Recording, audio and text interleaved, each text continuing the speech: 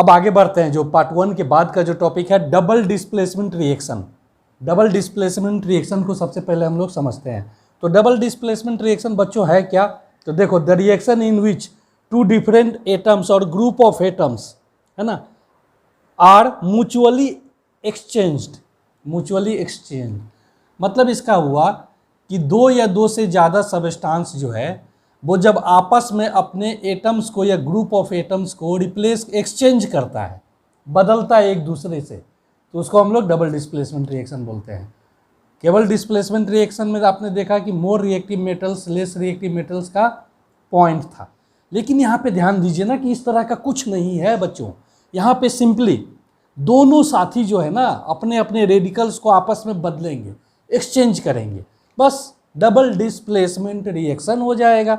ये कोई बड़ा टॉपिक नहीं है। जैसे मान लीजिए Na2SO4, एक सबस्टांस हमने लिया Na2SO4 सोडियम सल्फेट, ठीक है, सोडियम सल्फेट, इसको रिएक्ट करा रहे हैं हम बेरियम क्लोराइड से, BaCl2 से। ये दोनों रिएक्ट किया, दो सबस्टांस है, तो दोनों सबस्टांस में मेटल आपका क्या है, इसमें देखिए बेरियम है और इसमें है सोडियम। तो ये अपने रेडिकल्स को आपस में एक्सचेंज करेगा। हम रेडिकल्स को एक्सचेंज करने का ये मतलब हो गया कि देखिए ये मेटल के साथ जो ग्रुप ऑफ एटम्स है, ये रेडिकल्स है इसका और ये रेडिकल्स है इसका, ठीक है। तो ये रेडिकल्स इसके साथ आ जाएगा और ये रेडिकल्स इसके साथ चला जाएगा, आपस में रेडिकल्स का एक्सचेंज करेगा। तो यहाँ पर आपको बन जाएगा बेरियम, देखिए बेरियम और इस सल्फेट को ले लेगा, बेरियम सल्फेट प्लस ये जो क्लोरीन देख रहे हैं वो सोडियम के साथ चला जाएगा, तो 2NaCl बैलेंस्ड हो गया ये, ठीक है, ये बैलेंस्ड हो गया सिंपली। तो क्या देखे आप कि सोडियम क्लोरीन के साथ आ गया और बेरियम जो है वो सल्फेट के साथ आ गया। तो ये रिएक्शन डबल डिस्प्लेसमेंट रिएक्शन होता है। इसमें बच्चे एक बात ध्यान देंगे कि राइट हैंड साइड में वाइट सबस्टांस फॉर्म होता है, ठीक है, इस रिएक्शन में, और वो इंसॉल्युबल है, वाटर में इंसॉल्युबल है। ये सोडियम क्लोराइड तो आप जानते हैं कॉमन सॉल्ट है, जो घर में आप खाना पीना में जो नमक यूज करते हैं वो कॉमन सॉल्ट है, तो वो तो सॉल्युबल इन वाटर है। तो बच गया आपका ये सबस्टांस, तो ये इनसॉल्युबल है, ये insoluble in water, insoluble in water. और जानते हैं इसको क्या बोला जाता है? इसको बोला, ये वाइट कलर का होता है, याद रखिएगा, कलर को बहुत केयर कीजिएगा। और इसको बोला जाता है प्रिसिपिटेट, ठीक है। तो आप ऐसे भी बोल सकते हैं, प्रिसिपिटेशन रिएक्शन का भी डिफिनीशन यहाँ से आपको मिल गया कि the chemical reaction in which insoluble substance is formed as a product is called precipitation reaction. Precipitate बनेगा, प्रिसिपिटेट का मतलब होता है जो इनसॉल्युबल हो, जो सॉल्युबल हो ही नहीं, पानी में घुले ही नहीं, ठीक है। तो इसको हम लोग प्रिसिपिटेशन रिएक्शन के नाम से भी जानते हैं। चलिए एक एग्जाम्पल को और देखते हैं हम लोग इसमें डबल डिस्प्लेसमेंट में। एक दो एग्जाम्पल से, केमिस्ट्री एग्जाम्पल्स और रिएक्शंस का ही पूरा का पूरा गेम है, तो इसलिए केमिस्ट्री में इन सब बातों को स्पेशल केयर रखिएगा। एक रिएक्शन और देखते हैं हम लोग, देखिए लीड नाइट्रेट को रिएक्ट कराएंगे, लीड Pb, लीड हो गया, और नाइट्रेट हो गया आपका NO3 होल 2। देखिए ये जो फार्मूला लिखने का तरीका है ना, अगर आप फार्मूला में एक्सपर्ट होना चाहते हैं तो मैं अपने डिटेल में आपको बहुत सारे रेडिकल्स और बहुत सारे एलिमेंट्स के जो है ना वैलेंसीज दे दूंगा। वैलेंसी का यूज करके और सिंबल का यूज करके फार्मूला लिखा जाता है। इसको रिएक्ट कराया है हम Ki से, पोटासियम आयोडाइड से, ठीक है, इसको रिएक्ट कराया हम पोटासियम आयोडाइड से। तो देखिए ये बन गया lead iodide PbI2 plus, PbI2 क्यों बना? देखिए ये मेटल है, इसके रेडिकल को अपने साथ अटैच कर लेगा और ये जो देख रहे हैं इस रेडिकल को अपने साथ अटैच कर देगा। तो दूसरा बन जाएगा आपका सोडियम और नाइट्रेट KNO3, ठीक है। ये भी आपका डबल डिस्प्लेसमेंट रिएक्शन का ही एग्जाम्पल हुआ, क्योंकि इसमें भी दोनों सबस्टांस अपने अपने रेडिकल्स को आपस में एक्सचेंज करते हैं, तो डबल डिस्प्लेसमेंट रिएक्शन हो गया, ठीक है। तो ये रिएक्शन था, आपको पहचानने के लिए आएगा। और इस तरह के जितने भी रिएक्शंस होते हैं उसमें प्रिसिपिटेट का फॉर्मेशन होता है, इनसॉल्युबल सबस्टांस का फॉर्मेशन होता है, ठीक है। यहाँ पर भी जो आप देख रहे हैं तो इसमें भी पोटासियम नाइट्रेट जो आपका बन रहा था KNO3, है ना, मैंने तो रिएक्शन मिटा दिया, लेकिन जो बन रहा था वो प्रिसिपिटेट है, वो इनसॉल्युबल इन वाटर है, ठीक है। तो ये हो गया डबल डिस्प्लेसमेंट रिएक्शन और उसके एग्जाम्पल। मैं टॉपिक आपको बताने जा रहा हूँ, नेक्स्ट टॉपिक बहुत इंपॉर्टेंट है, बहुत ध्यान से सुनिएगा। इस चैप्टर से इस टॉपिक से क्वेश्चन आने की पूरी संभावना होती है। वो है ऑक्सीडेशन एंड रिडक्शन रिएक्शन। एक अलग टॉपिक ही है, 11th क्लास 12th में जाएंगे ना तो एक बड़ा सा चैप्टर ही पढ़ना पड़ेगा आपको ऑक्सीडेशन और रिडक्शन पे। तो आइए हम लोग इस तरीके से पढ़े एग्जाम्पल के साथ और डिफरेंस लेकर, ताकि आसानी से बातें समझ में आपको आ जाए। तो देखिए सबसे पहले ऑक्सीडेशन। ऑक्सीडेशन का जो फर्स्ट 2 डिफिनीशन इसके हैं यहाँ पे, ऐसे 4-5 डिफिनीशन से इसके होते हैं, लेकिन आपके सिलेबस में अभी 2 डिफिनीशन इंपॉर्टेंट है तो मैं वो दोनों आपको बता रहा हूँ। देखिए फर्स्ट डिफिनीशन है ऑक्सीडेशन का कि gaining oxygen is called oxidation. मतलब अगर कोई सबस्टांस ऑक्सीजन को गेन करता है, अपने साथ अटैच करता है, तो उसको हम लोग ऑक्सीडेशन का रिएक्शन बोलते हैं। ऑक्सीडेशन बोलते हैं सिंपली उसको हम लोग ऑक्सीडेशन के नाम से जानते हैं। जैसे एग्जांपल देखिए, एक एग्जांपल के साथ समझते चले जाते हैं हम लोग। ये लीजिए Cu को रिएक्ट कराए O2 से, तो ये बन गया CuO। तो क्या देख रहे हैं बच्चों आप, कॉपर जो है वो ऑक्सीजन को अपने साथ अटैच कर लिया, कॉपर ने ऑक्सीजन को गेन किया, तो आप बोल सकते हैं कि कॉपर का यहाँ पे क्या हो गया, ऑक्सीडेशन। कॉपर का क्या हो गया बच्चों यहाँ, ऑक्सीडेशन, ठीक है। अब रिडक्शन में देखिए, रिडक्शन में बोला जाता है losing oxygen is called reduction. मतलब ठीक रिवर्स प्रोसेस है। इसमें क्या होता है ना, ऑक्सीजन गेन करता है, कोई ऑक्सीजन को अपने साथ अटैच करता है तो ऑक्सीडेशन हो गया, जो ऑक्सीजन गेन किया उसका ऑक्सीडेशन हो गया। और रिडक्शन में क्या बोला जा रहा है, losing oxygen is called reduction. जैसे एक एग्जांपल से देखिए यहाँ HgO मर्क्यूरिक ऑक्साइड, इसको अगर आप हीट करेंगे तो Hg+O2 बनेगा। बैलेंस कर दीजिए, ये बैलेंस हो गया, ठीक है। बैलेंसिंग मैं एक अलग टॉपिक ही चलाऊंगा, इसलिए मैं बहुत डिटेल में नहीं जा रहा हूँ। यहाँ पे देखिए मर्क्यूरिक ऑक्साइड जो है वो मरकरी ऑक्साइड से मरकरी बन गया, यानी Hg केवल बचा। क्यों? क्योंकि ये अपना ऑक्सीजन लूज कर गया, इसको दे दिया, मतलब इंडिपेंडेंट कर दिया उसको। तो HgO ने ऑक्सीजन लूज किया तब ना Hg बना। तो losing oxygen is called reduction, ठीक है। सेकेंड डिफिनीशन है कि removal of hydrogen is called oxidation. Removal of hydrogen, hydrogen का रिमूव होना, ऑक्सीजन का गेन करना और हाइड्रोजन का रिमूव होना। तो रिमूवल ऑफ हाइड्रोजन को भी हम लोग क्या बोलते हैं, ऑक्सीडेशन बोलते हैं। तो देखिए एक एग्जांपल H2S है ना, हाइड्रोजन सल्फाइड गैस, बहुत ही तीखा महक होता है इसका, हाइड्रोजन सल्फाइड गैस का। आपके घर में जो LPG यूज होता है ना, वो किसी गंध का नहीं, वो गंधहीन है, ओडोरलेस है। लेकिन जब लीकेज हो तो उस डेंजर को बताने के लिए उसमें हाइड्रोजन सल्फाइड गैस मिला दिया जाता है, ताकि उसका तीखा गंध से आप तुरंत पकड़ पाएं कि सिलेंडर लीकेज है। तो H2S को रिएक्ट करा दीजिए, मतलब किससे, तो क्लोरीन से, क्लोरीन गैस से। तो देखिए यहाँ क्या बन जाएगा, यहाँ बन जाएगा आपका HCl और सल्फर। देखिए इस H2S ने क्या किया, खुद से हाइड्रोजन को हटाया H2S में से, मतलब हाइड्रोजन सल्फाइड जो है वो सिर्फ सल्फर में रह गया, बच गया। मतलब इसका जो ये हाइड्रोजन है उसका रिमूवल हो गया। तो आप बोल सकते हैं कि हाइड्रोजन सल्फाइड का क्या हो गया, ऑक्सीडेशन। हाइड्रोजन सल्फाइड का क्या हो गया, ऑक्सीडेशन, ठीक है। ठीक इसका रिवर्स प्रोसेस है फिर कि गेनिंग हाइड्रोजन या एडिंग हाइड्रोजन, दोनों वर्ड आप बोल सकते हैं। डिट्टो डेफिनेशन पे ना जाके आप बात को समझिए। Adding hydrogen is called reduction. Hydrogen को ऐड करना रिडक्शन कहलाता है। तो उस चीज को भी इसी एग्जांपल में देखिए, देखिए यहाँ क्लोरीन अकेला था ना, यहाँ क्लोरीन अकेला था, दूसरा कलर यूज कर लेता हूँ, क्लोरीन अकेला था और क्लोरीन से क्या हो गया, HCl, क्लोरीन से क्या हो गया, हाइड्रोजन क्लोराइड। तो यहाँ जो ये क्लोरीन है ये अपने साथ हाइड्रोजन को ऐड किया, तो हाइड्रोजन को अगर अपने साथ ऐड किया तो यहाँ पे इसका क्या हो गया, रिडक्शन। यहीं पे देख लीजिए, यहाँ इसका क्या हो गया, रिडक्शन, ठीक है।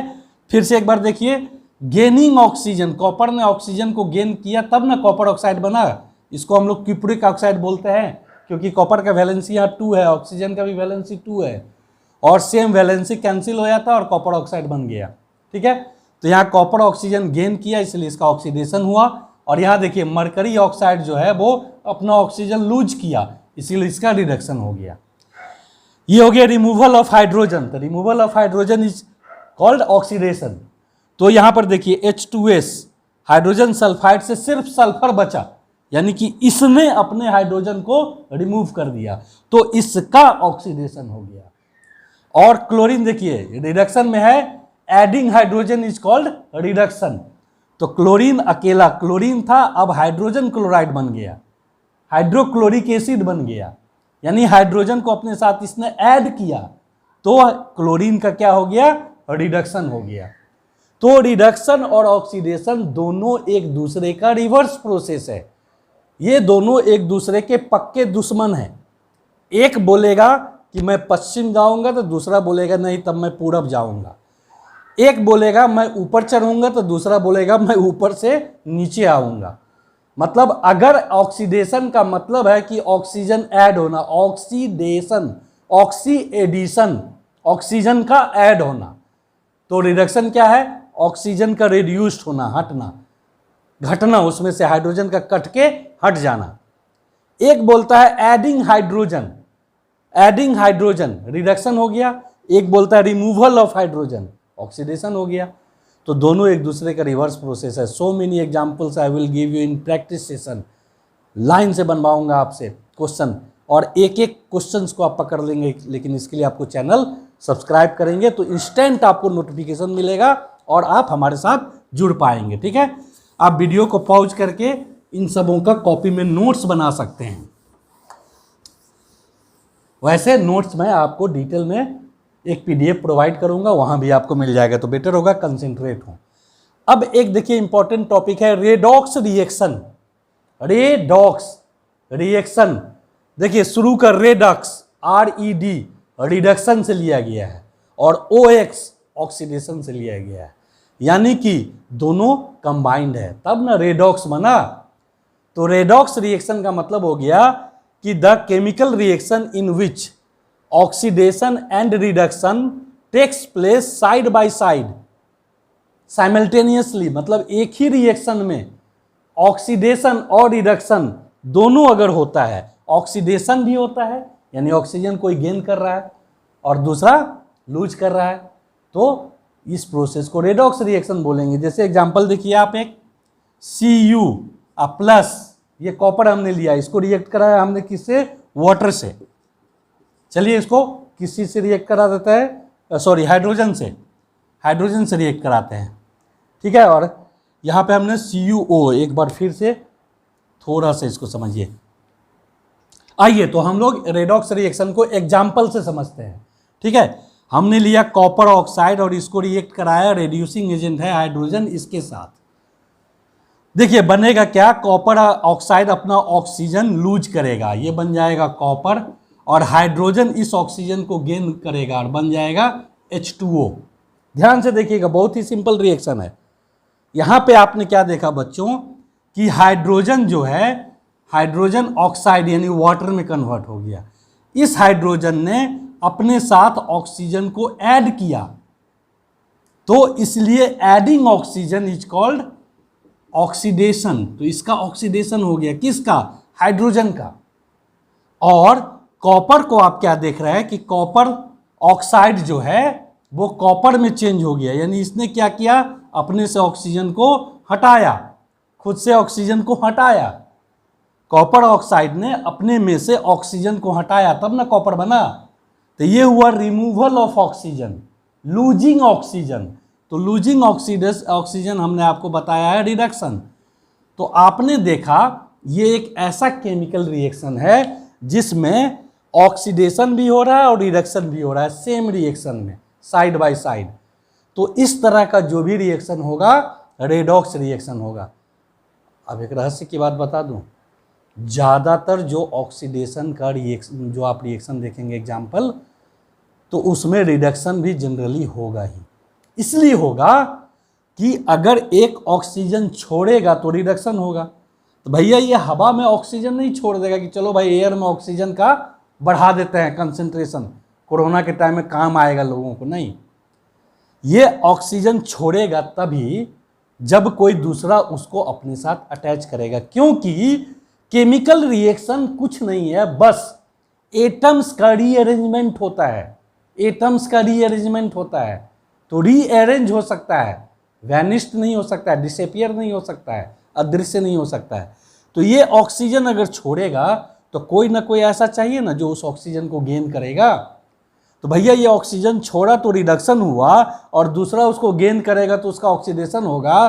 तो हर रिएक्शन में जनरली आपको कुछ रिएक्शन को, जैसे कार्बन और ऑक्सीजन, H2+O2, ये सब जो आपका कम्बिनेशन रिएक्शन होता है ना, जिसमें सिंगल सबस्टांस बनता है दूसरे तरफ, उसको छोड़ के बाकी जो रिएक्शंस होंगे वो आपके रेडॉक्स रिएक्शन होंगे। ठीक है, तो ये आपने देखा रेडॉक्स रिएक्शन क्या है। अगर किसी रिएक्शन में ऑक्सीडेशन और रिडक्शन एक साथ हो तो उसको हम लोग रेडॉक्स रिएक्शन के नाम से जानते हैं।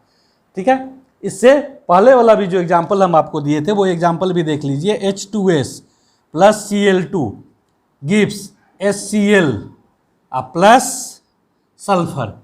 इस रिएक्शन को भी अगर आप ध्यान से देखेंगे तो ये भी रेडॉक्स रिएक्शन है। कैसे? ऐसे देखिए, हाइड्रोजन सल्फाइड सल्फर बन गया, तो ये अपने से रिमूवल ऑफ हाइड्रोजन, इसमें से हाइड्रोजन रिमूव हुआ ना, रिमूवल ऑफ हाइड्रोजन। और आप अगर पीछे डिफिनीशन देखेंगे तो पता चलेगा इसको बोला जाता है ऑक्सीडेशन, यानी कि हाइड्रोजन सल्फाइड का ऑक्सीडेशन हुआ तब ना सल्फर बना, हाइड्रोजन इसमें से रिमूव हुआ।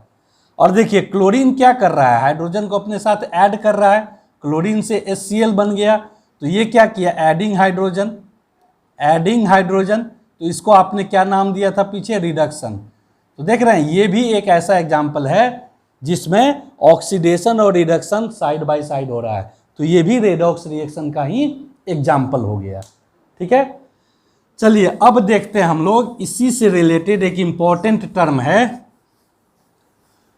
Oxidising agent and reducing agent के बारे में हम लोग पढ़ते हैं। Oxidising agent and reducing agent, तो देखिए लिखा हुआ है ऑक्सीडाइजिंग एजेंट का डिफिनीशन है कि the substance which help in oxidation, जो सबस्टांस ऑक्सीडेशन में मदद करता है उसको हम लोग क्या बोलते हैं, ऑक्सीडेशन।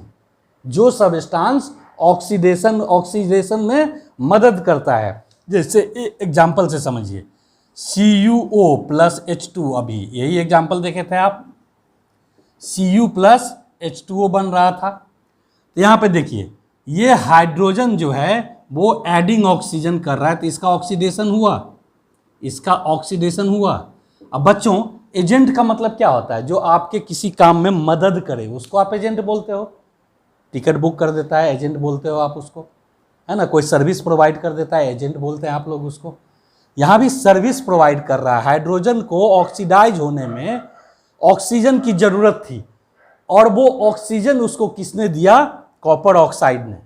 तो कॉपर ऑक्साइड ने अगर इसको ऑक्सीजन दिया, ऑक्सीडेशन में मदद किया, तो यहाँ पे कॉपर ऑक्साइड क्या हो गया बच्चों, आपका ऑक्सीडाइजिंग एजेंट, ऑक्सीडाइजिंग एजेंट। ठीक है, क्योंकि इसने ऑक्सीजन प्रोवाइड किया। साथ ही साथ देखिए बच्चों, कॉपर ऑक्साइड से क्या बन रहा है, कॉपर। कॉपर ऑक्साइड से क्या बन रहा है, कॉपर।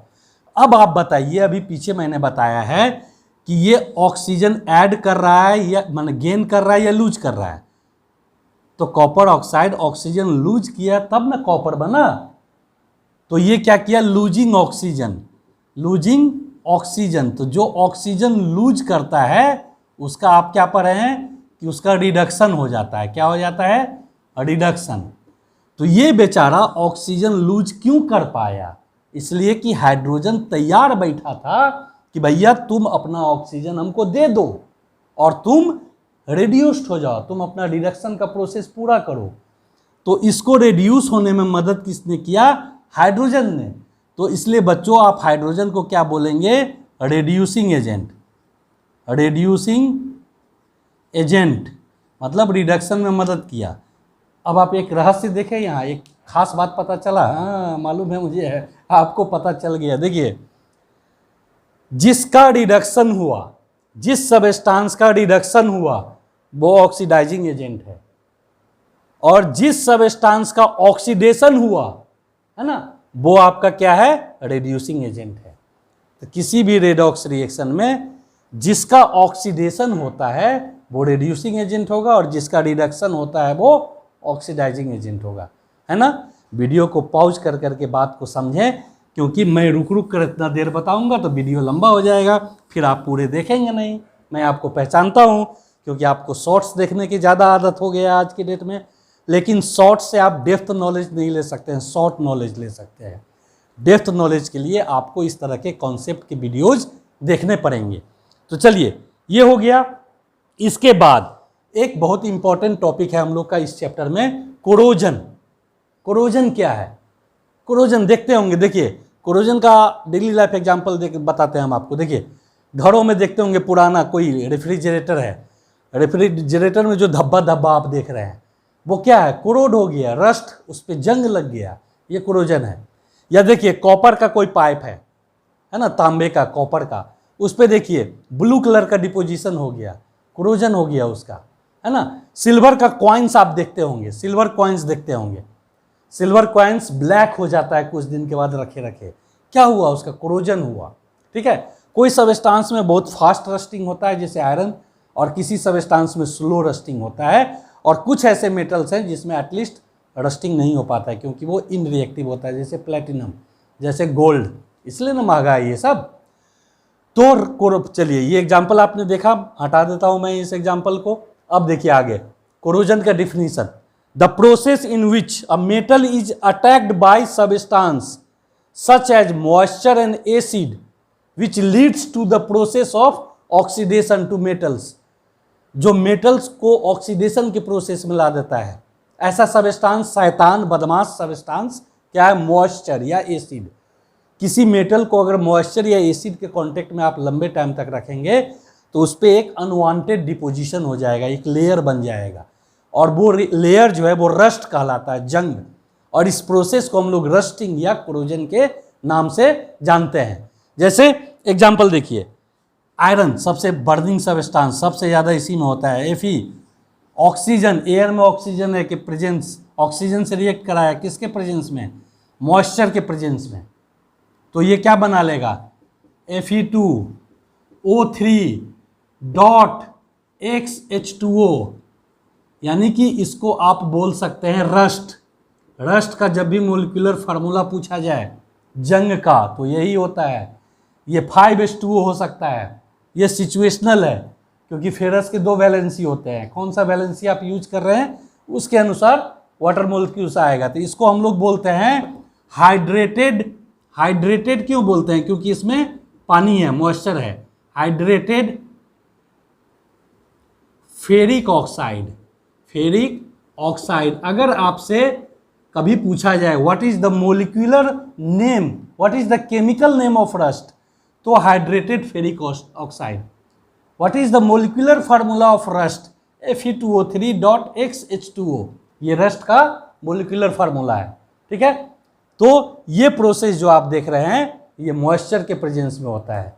तो अपने डेली लाइफ में प्रिवेंट कर सकते हैं आप इसको। जैसे लोहे का ग्रिल या लोहे का पिलर है, उसको अगर रस्टिंग से बचाना है आपको तो उस पर आप पेंटिंग कर देते हैं। पेंटिंग करने से क्या होता है कि ये एयर में एक्सपोज नहीं हो पाता है, मॉइस्चर इसके कांटेक्ट में नहीं आ पाता है, रस्टिंग नहीं होता है। तो रस्टिंग के प्रिवेंट करने का उपाय है कि आप उसको पेंटिंग कर दीजिए। ठीक है, और last but not least topic of this chapter is rancidity. देखिए रैंसिडिटी क्या है, रैंसिडिटी एक प्रोसेस है जिस प्रोसेस में क्या होता है कि फैट्स या ऑयल, जो तेलीय चीज होता है, fats get oxidised in presence of oxygen, है ना, due to which the substance changes to sour taste, जिसके कारण आपका वो सबस्टांस खट्टा स्वाद का हो जाता है, इज कॉल्ड रैंसिडिटी।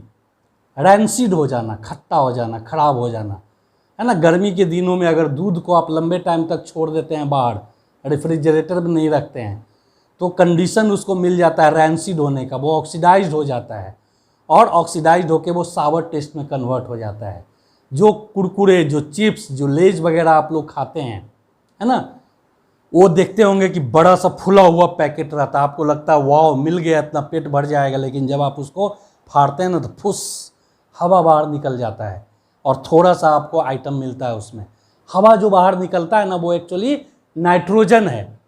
तो इस तरह के जो फूड आइटम्स के पैकेट्स होते हैं, the packets of food items is flush with nitrogen gas which is antioxidant and prevent the oxidation process. Oxidation process को क्या करता है, प्रिवेंट करता है ना, और आपका सब्सटेंस रैंसिड होने से बच जाता है। याद रखिएगा उस पैकेट में नाइट्रोजन गैस एंटीऑक्सीडेंट के रूप में डाला जाता है। एंटीऑक्सीडेंट क्या हुआ, जो ऑक्सीजन के ऑक्सीडेशन के प्रोसेस को प्रिवेंट करे। तो इस तरीके से ये चैप्टर है, बार बार इस वीडियो को देखिए।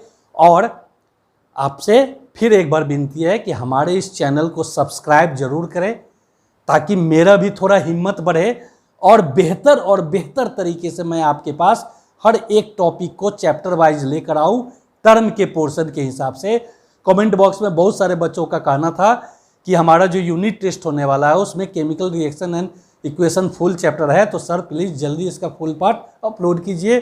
तो मैंने पार्ट 2 आपको दिया और एक पार्ट मैं बनाऊंगा पूरा का पूरा बैलेंसिंग के लिए, क्योंकि बैलेंसिंग सीखने का आपको इसी क्लास में मौका है।